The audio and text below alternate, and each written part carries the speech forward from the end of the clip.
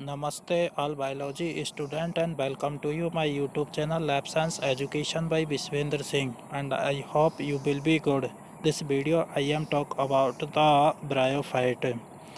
तो छात्रों, इस वीडियो में ब्रायोफाइट से पर बात करने से पहले मैं आपको बता दूं कि ब्रायोफाइट पादप जगत जो है ये पादपों के एल्गी के बाद आने वाला दूसरा पादप जगत है। तो सबसे पहले मैं बात कर रहा हूँ यहाँ जर्नल इंट्रोडक्शन ऑफ ब्रायोफाइट यानी ब्रायोफाइट का सामान्य परिचय। यदि हम ब्रायोफाइट के सामान्य परिचय में देखें तो ब्रायोफाइटा जो टर्म है is given by Robert brown, यानी ब्रायोफाइटा टर्म या शब्द है ये सबसे पहले रॉबर्ट ब्राउन नाम के वैज्ञानिक ने दिया था, और ये जो दिया था 1864 या 1869 सन में दिया था। ये जो बुक डेटा है ये बुक्स टू बुक्स वेरी करता है, इसलिए आप कंफ्यूज ना हो।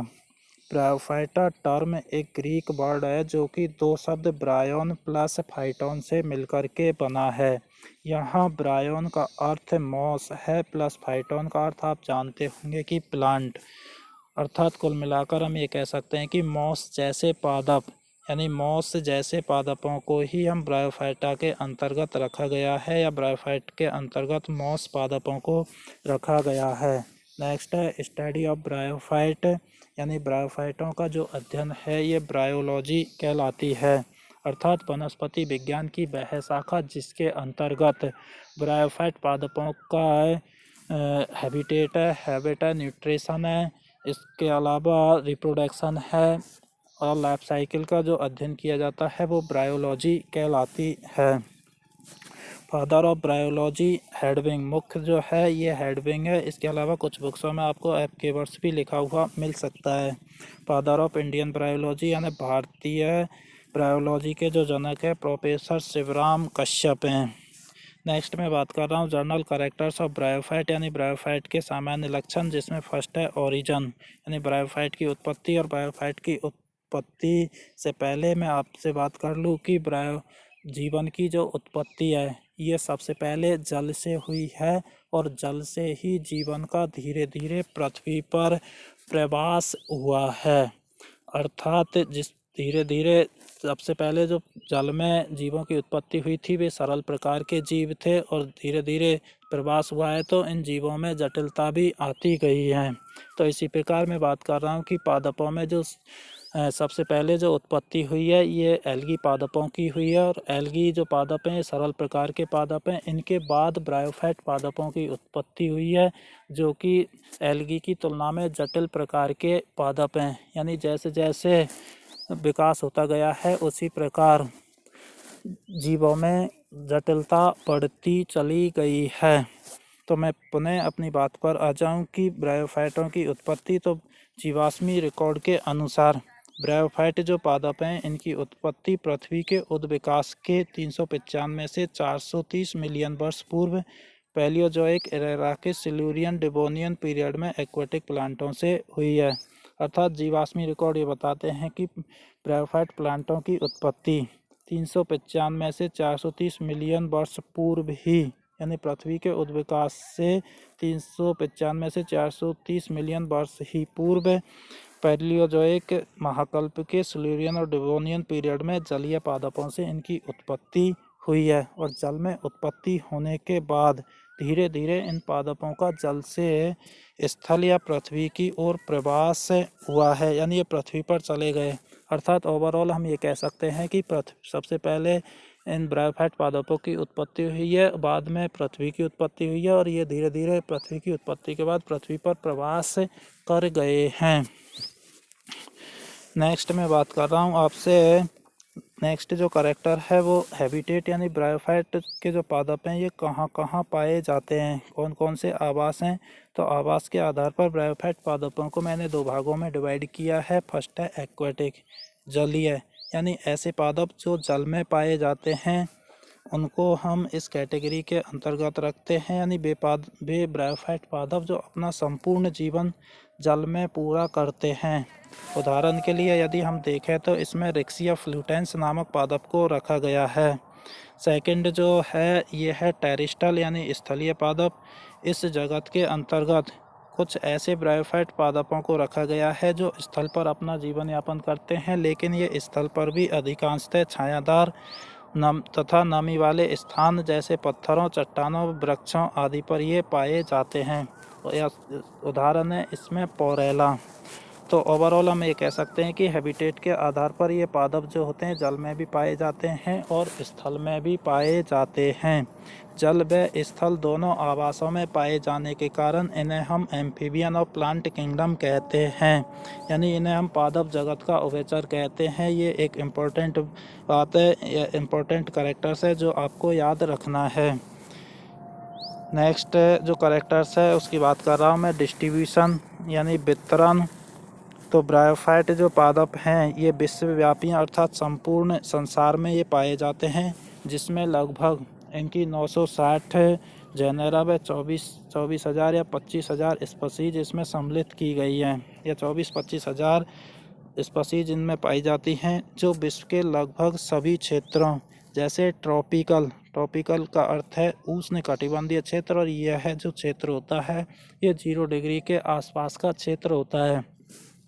तो उष्ण कटिबंधीय क्षेत्र, टेम्परेट यानी शीतोष्ण क्षेत्र, यह थोड़ा ठंडा, ट्रॉपिकल की तुलना में ठंडा क्षेत्र होता है, जो कि नॉर्थ और साउथ में 45 डिग्री से लेकर 60 डिग्री के लगभग ये दोनों नॉर्थ एंड साउथ दोनों पोलों की तरफ ये पाया जाता है।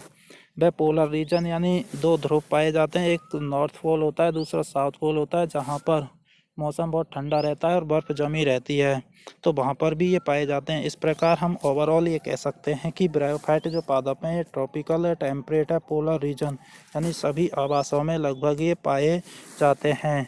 नेक्स्ट मैं बात करूँ आपसे ब्रायोफाइट की भारत के सेंस में, यानी भारतवर्ष में ये कहाँ कहाँ पाए जाते हैं। तो भारत में ये ब्रायोफाइट जो पादप हैं ये उत्तरी व दक्षिणी हिमालय यानी उत्तरी व दक्षिणी हिमालय में पाए जाते हैं। इसके अलावा ये नीलगिरी की पहाड़ियों पर भी ये पाए जाते हैं।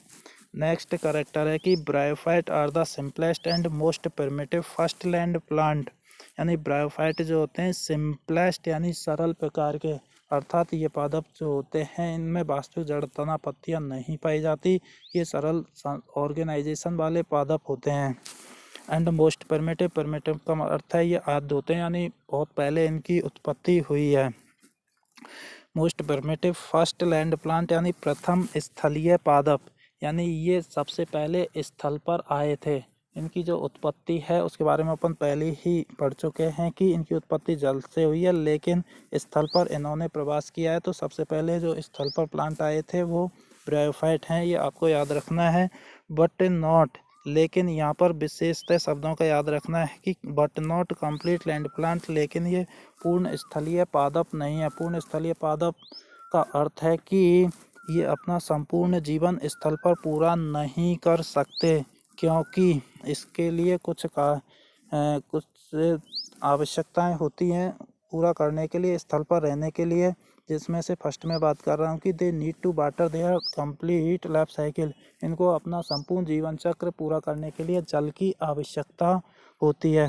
तो जल के बारे में मैं आपको बता दूं कि ये जो ब्रायोफाइट पादप हैं इनमें स्पर्म जो होता है एंथ्रोजॉइड्स जिसे हम कहते हैं ब्रायोफाइट में, ये एंथ्रोजॉइड्स एंथीडिया के द्वारा मैचुरेट होने पर रिलीज कर दिया जाता है, और रिलीज होने के बाद ये आर्किगोनिया तक पहुंचता है। तो ये आर्किगोनिया तक पहुंचने के लिए इसे वाटर की आवश्यकता होती है।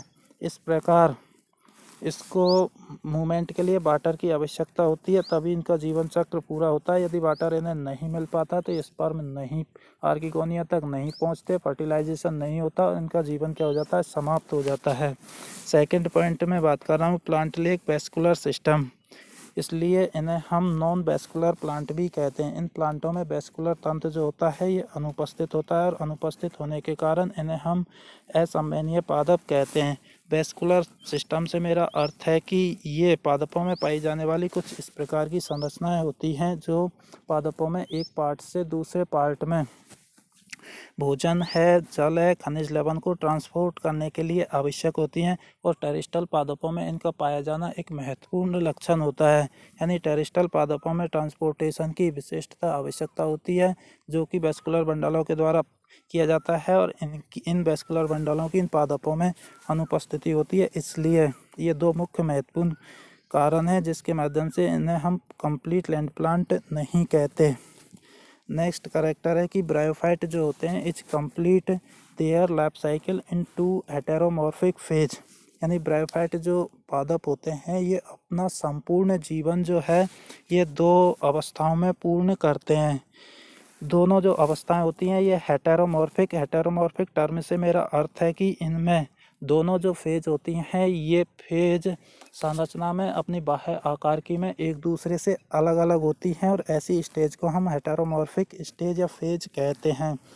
तो इसमें फर्स्ट फेज की मैं बात कर रहा हूँ आपसे, डोमिनेंट गैमेटोफाइट फेज, यानी डोमिनेंट जो होती है मुख्य जो पादप जो पाया जाता है वो गैमेटोफाइट के रूप में पाया जाता है। और गैमेटोफाइट के रूप में मैं आपको बता चुका हूँ कि यह हैप्लॉइड होता है और इस गैमेटोफाइट में प्रत्येक कोशिका अगुणित होती है।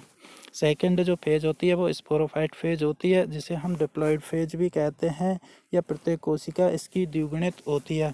पुनः मैं बात कर रहा हूँ आपसे, फर्स्ट है डोमिनेंट गैमेटोफाइट यानी प्रभावी गैमेटोफाइट अवस्था। प्रभावी गैमेटोफाइट अवस्था में जो प्लांट होता है वो स्पष्ट पाया जाता है, यानी स्पष्ट रूप से गैमेटोफाइट अवस्था जो होती है इसमें स्पष्ट रूप से पाई जाती है। लॉन्ग लाइव्ड होता है यानी दीर्घकालिक होता है। स्पोरोफाइट की तुलना में ये लंबे समय तक जीवन यापन करता है। ब्रांच लेस भी होता है यानी शाखा रहित भी हो सकता है। और ग्रीन यानी हरे होते हैं, और ग्रीन से अर्थ है कि इनमें क्लोरोप्लास्ट पाया जाता है और ये अपना भोजन स्वयं में बना लेते हैं।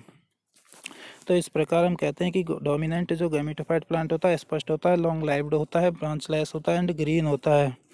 नेक्स्ट कैरेक्टर है कि पादप जो होता है थैलॉइड रूप में होता है, थैले की आकृति का होता है।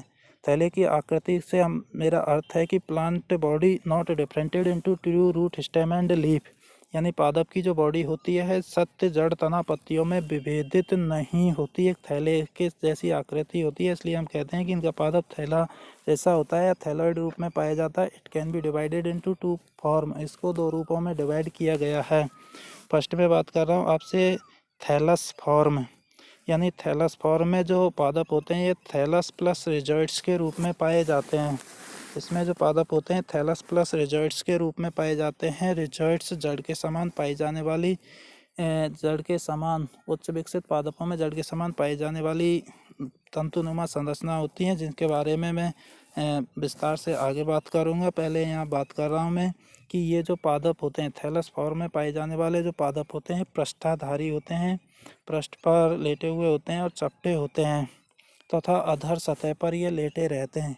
कोई भी सबस्ट्रेट है उस पर श्यान अवस्था में ये पाए जाते हैं। उदाहरण के लिए हम देखें कि इसमें लिपरवर्ट एंड हॉर्बर्ट को रखा गया है। सेकंड जो फॉर्म है ये लीफी फॉर्म है। लीफी फॉर्म है यानी पर्नेल अवस्था या पर्नेल रूप जो होता है, इसमें जो पादप होता है रिजॉइड्स प्लस स्टेम प्लस लीफ, यानी रिजॉइड्स में डिवाइड होता है, स्टेम पाया जाता है, स्टेम अर्थात मेन एक्सिस होती है और इस मेन एक्सिस पर लीफ हैं, पत्तियां लगी होती हैं। जैसा कि मैं आपको इस चित्र में दिखा पा रहा हूँ कि गैमेटोफाइट जो प्लांट होता है ये डोमिनेंट अवस्था होती है, और ये जो डोमिनेंट अवस्था होती है 3 भागों में, यानी डोमिनेंट अवस्था जो होती है इसमें आधारी पदार्थ से चिपकाने के लिए रिजॉइड्स पाए जाते हैं। एक इसमें मेन एक्सिस पाई जाती है, मुख्य अक्ष पाई जाती है और इस मुख्य अक्ष पर लीफें लगी होती हैं। तो लीफी फॉर्म वाले जो पादप होते हैं ये ऊर्ध्व या लटके हुए हो सकते हैं। ऊर्ध्व का मतलब है ये सीधे होते हैं और लटके हुए भी पाए जा सकते हैं। उदाहरण यदि हम इसमें बात करें तो मॉस जो पादप हैं इनको इसके अंतर्गत रखा गया है।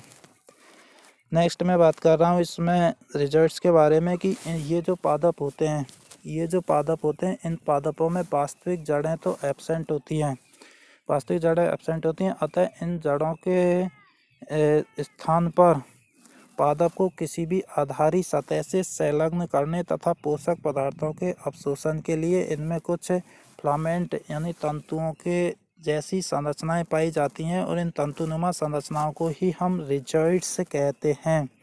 ये जो पादप होते हैं इनमें वास्तविक जड़ अनुपस्थित होती हैं, तो वास्तविक जड़ों के स्थान पर कुछ तंतुनुमा संरचनाएं पाई जाती हैं, और ये तंतुनुमा जो संरचनाएं होती हैं इन्हें हम क्या कहते हैं, रिजॉइड्स कहते हैं। और ये रिजॉइड्स ही पादप को किसी आधारी सबस्ट्रेट से चिपकाए रखने का कार्य करते हैं। जैसा कि मैं इस चित्र में बता पा रहा हूँ कि ये कोई सबस्ट्रेट है और ये प्लांट थैलस है, इसकी वेंट्रल सतह पर ये रिजॉइड्स का विकास होता है, तंतुनुमा संरचनाएं होती हैं, और ये ही क्या करती हैं, संपूर्ण पादप को पोषण एब्जॉर्बेशन मिनरल्स का एब्जॉर्बेशन का कार्य ये करती हैं।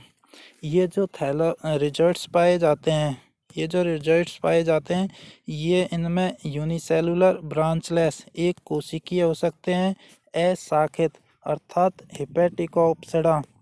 हिपेटिकोप्सिडा जो क्लास पाई जाती है उसमें रिजल्ट्स जो होते हैं यूनिसेलुलर ब्रांचलेस यानी एक कोशिकीय शाखा रहित होते हैं, अथवा मल्टीसेलुलर बहुकोशिकीय भी हो सकते हैं, ब्रांचेज यानी शाखित भी हो सकते हैं, जो कि ब्रायोप्सिडा क्लास में इस प्रकार के रिजल्ट्स पाए जाते हैं। वैसे रिजल्ट्स के बारे में बता दूं कि इनको भी दो भागों में बांटा गया है, एक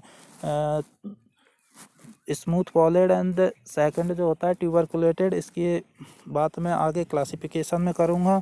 नेक्स्ट में कैरेक्टर की बात कर रहा हूँ कि विकसित जो पादप होते हैं इसमें मुख्य अक्ष पाई जाती है, मेन एक्सिस जो होती है उपस्थित होती है, और ये मेन एक्सिस शाखित होती है अथवा अशाखित भी होती है, शाखाओं के रूप में भी पाई जा सकती है या अशाखित होती है।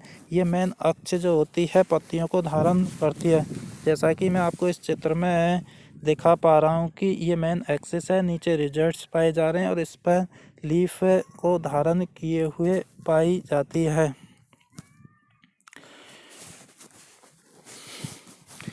नेक्स्ट जो कैरेक्टर है, विकसित पादपों में जो पत्तियां होती हैं 2 से 3 पंक्तियों में व्यवस्थित होती हैं। विकसित जो पादप होते हैं इनमें पंक्तियां जो होती हैं लीफ जो होती हैं 2 से 3 पंक्तियों में व्यवस्थित होती हैं, और इन पत्तियों में मिडरिप उपस्थित हो भी सकती है और नहीं भी हो सकती। तो इस प्रकार ये संपूर्ण गैमेटोफाइट अवस्था है जिसमें ये मुख्य लक्षण पाए जाते हैं। सेकंड में बात कर रहा हूँ आपके स्पोरोफाइट फेज, बीजाणुद्भिद अवस्था जो होती है diploid zygote the first cell of the sporophyte generation, यानी डिप्लॉइड जाइगोट जो होता है ये स्पोरोफाइट जनरेशन बीजाणुद्भिद अवस्था की मात्र कोशिका होती है, यानी यहाँ से बीजाणुद्भिद अवस्था प्राप्त होती है, प्रथम सेल होती है। इस प्रथम सेल का निर्माण एंथ्रोजॉइड्स प्लस एग सेल के फर्टिलाइजेशन से होता है, तब से ये अवस्था प्रारंभ होती है। सेकंड है कि स्पोरोफाइट जो होती है कम्प्लीटली डिपेंड ऑन गैमेटोफाइट, जैसा कि मैं आपको चित्र में बता पा रहा हूँ कि ये जो ऊपर स्पोरोफाइट अवस्था है नीचे गैमेटोफाइट अवस्था है। स्पोरोफाइट गैमेटोफाइट अवस्था से अटैचमेंट रहती है, इस पर पूर्णतः डिपेंड रहती है, यानी स्पोरोफाइट अवस्था में प्रकाश संश्लेषण नहीं होता, इसलिए भोजन भी गैमेटोफाइट से प्राप्त करती है। इसलिए हम कहते हैं कि sporophyte is completely depend on gametophyte. Next character की मैं बात कर रहा हूँ कि जो स्पोरोफाइट होता है ये 3 भागों में डिवाइड होता है। फर्स्ट में बात कर रहा हूँ आपसे फुट, जो कि आपको चित्र में दिखाई दे रहा होगा, यानी स्पोरोफाइट को गैमेटोफाइट से जोड़ने वाला ये पार्ट होता है। सेकंड जो पार्ट होता है सीटा होता है जो कैप्सूल व फुट के मध्य पाया जाता है, और थर्ड जो पार्ट होता है ये कैप्सूल होता है। इस कैप्सूल में मैच्योर स्पोरों का क्या किया जाता है, निर्माण किया जाता है।